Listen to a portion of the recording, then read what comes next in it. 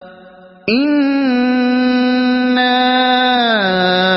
أنزلنا إليك الكتاب بالحق لتحكم بين الناس بما أراك الله ولا تكن للخائنين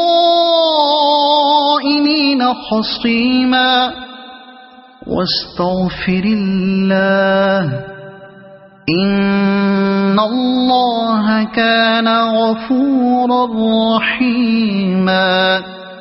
اے نبی، ہم نے یہ کتاب حق کے ساتھ تمہاری طرف نازل کی ہے تاکہ جو راہ راست اللہ نے تمہیں دکھائی ہے اس کے مطابق لوگوں کے درمیان فیصلہ کرو۔ تم بددیانت لوگوں کی طرف سے جھگڑنے والے نہ بنو اور اللہ سے درگزر کی درخواست کرو، وہ بڑا درگزر فرمانے والا اور رحیم ہے۔ اے نبی، اس رکوع اور اس کے بعد والے رکوع میں ایک اہم معاملے سے بحث کی گئی ہے جو اسی زمانے میں پیش آیا تھا۔ قصہ یہ ہے کہ انصار کے قبیلہ بنی ظفر میں ایک شخص طعمہ یا بشیر بن عبیرق تھا۔ اس نے ایک انصاری کی زرہ چرا لی اور جب اس کا تجسس شروع ہوا تو مال مسروقہ ایک یہودی کے ہاں رکھ دیا۔ زرہ کے مالک نے حضرت صلی اللہ علیہ وسلم سے استغاثہ کیا اور طعمہ پر اپنا شبہ ظاہر کیا، مگر طعمہ اور اس کے بھائی بندوں اور بنی ظفر کے بہت سے لوگوں نے آپس میں اتفاق کر کے اس یہودی پر الزام تھوپ دیا۔ یہودی سے پوچھا گیا تو اس نے اپنی براءت ظاہر کی، لیکن یہ لوگ طعمہ کی حمایت میں زور شور سے وکالت کرتے رہے اور کہا کہ یہ یہودی خبیث جو حق کا انکار اور اللہ کے رسولوں سے کفر کرنے والا ہے، اس کی بات کا کیا اعتبار؟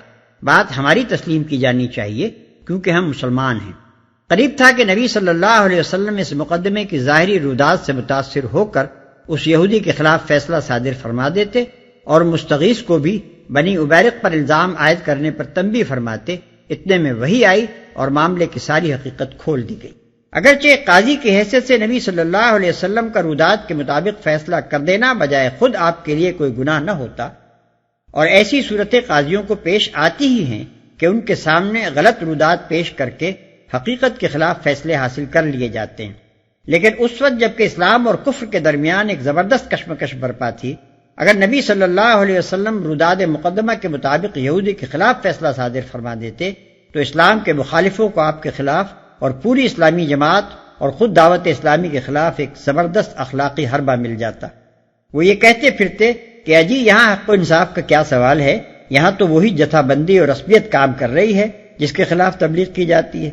اسی خطرے سے بچانے کے لیے اللہ تعالی نے خاص طور پر اس مقدمے میں مداخلت فرمائی۔ ان رکوعوں میں ایک طرف ان مسلمانوں کو سختی کے ساتھ ملامت کی گئی ہے جنہوں نے محض خاندان اور قبیلے کی عصبیت میں مجرموں کی حمایت کی تھی، دوسری طرف عام مسلمانوں کو یہ سبق دیا گیا ہے کہ انصاف کے معاملے میں کسی تعصب کا دخل نہ ہونا چاہیے۔ یہ ہرگز دیانت نہیں ہے کہ اپنے گروہ کا آدمی اگر برسر باطل ہو تو اس کی بیجا حمایت کی جائے اور دوسرے گروہ کا آدمی اگر برسر حق ہو تو اس کے ساتھ بے انصافی کی جائے۔ وَلَا تُجَادِلْ عَنِ الَّذِينَ يَخْتَانُونَ أَنفُسَهُمْ إِنَّ اللَّهَ لَا يُحِبُّ مَن كَانَ خَوَّانًا أَثِيمًا۔ جو لوگ اپنے نفس سے خیانت کرتے ہیں تم ان کی حمایت نہ کرو، اللہ کو ایسا شخص پسند نہیں جو خیانت کار اور معصیت پیشہ ہو۔ جو لوگ اپنے نفس سے خیانت کرتے ہیں، جو شخص دوسرے کے ساتھ خیانت کرتا ہے وہ دراصل سب سے پہلے خود اپنے نفس کے ساتھ خیانت کرتا ہے، کیونکہ دل اور دماغ کی جو قوتیں اس کے پاس بطور امانت ہیں ان پر بیجا تصرف کر کے وہ انہیں مجبور کرتا ہے کہ خیانت میں اس کا ساتھ دیں، اور اپنے ضمیر کو جسے اللہ نے اس کے اخلاق کا محافظ بنایا تھا اس حد تک دبا دیتا ہے کہ وہ اس خیانت کاری میں سد راہ بننے کے قابل نہیں رہتا۔ جب انسان اپنے اندر اس ظالمانہ دستبرد کو پائے تکمیل تک پہنچا لیتا ہے تب کہیں باہر اس سے خیانت و معصیت کے افعال صادر ہوتے ہیں۔ يستخفون من الناس ولا يستخفون من الله وهو معهم إذ يبيتون ما لا يرضى من القول وكان الله بما يعملون محيطا۔ ها أنتم هؤلاء جادلتم عنهم في الحياة الدنيا فمن يجادل الله عنهم يوم القيامة أم من يكون عليهم وكيلا ومن يعمل سوءا أو يظلم نفسه ثم يستغفر الله يجد الله غفورا رحيما ومن يكسب إثما فإنما يكسبه على نفسه وكان الله عليما حكيما ومن يكسب خطيئة أو إثما ثم يرم به بريئا فقد احتمل بهتانا وإثما مبينا. یہ لوگ انسانوں سے اپنی حرکات چھپا سکتے ہیں مگر خدا سے نہیں چھپا سکتے.